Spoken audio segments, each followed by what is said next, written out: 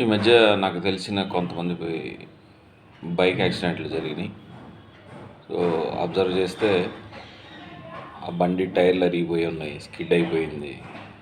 కొన్ని చోట్ల స్పీడ్ బ్రేకర్లు చూసుకోకుండా స్పీడ్గా వెళ్ళి మిస్ అయిపోయినారు.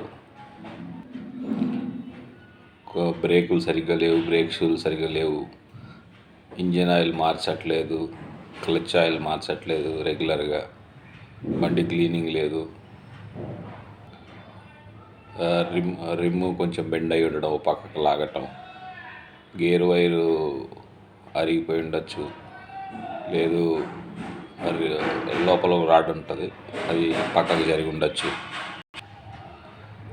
బండి పేపర్ లేక, హెల్మెట్ లేక, పోలీసులతో ఇష్యూస్, రెన్యూవల్స్, ఇన్సూరెన్స్, పొల్యూషను,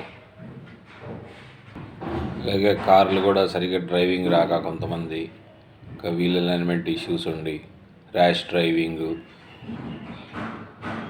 నిద్ర వలన కొంత యాక్సిడెంట్ జరగటం.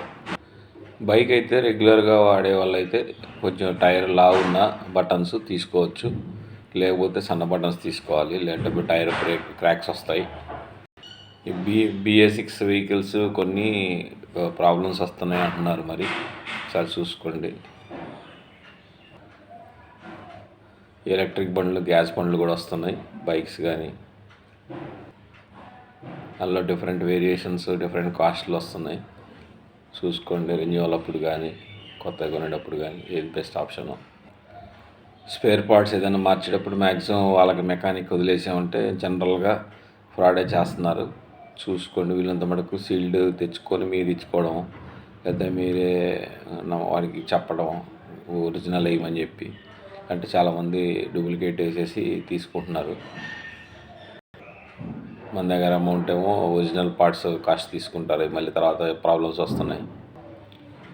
ఇంట్లో వాళ్ళకి కూడా డ్రైవింగ్ నేర్పించుకోండి, ఎప్పుడైనా అవసరం పడుతుంది కాబట్టి.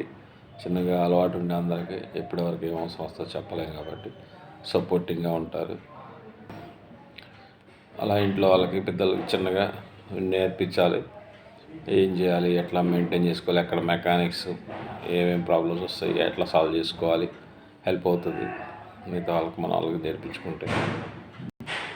కాంపిటీషన్లు పెట్టుకుంటే కష్టం. ఇది మనం స్పోర్ట్స్ బైకులు ఉన్నా కానీ మన రోడ్లు దానికి సపోర్ట్ చేయవు, జాగ్రత్తగా ఉండాలి. అవతల వాళ్ళ నుంచి కూడా ఇష్యూస్ వస్తాయి.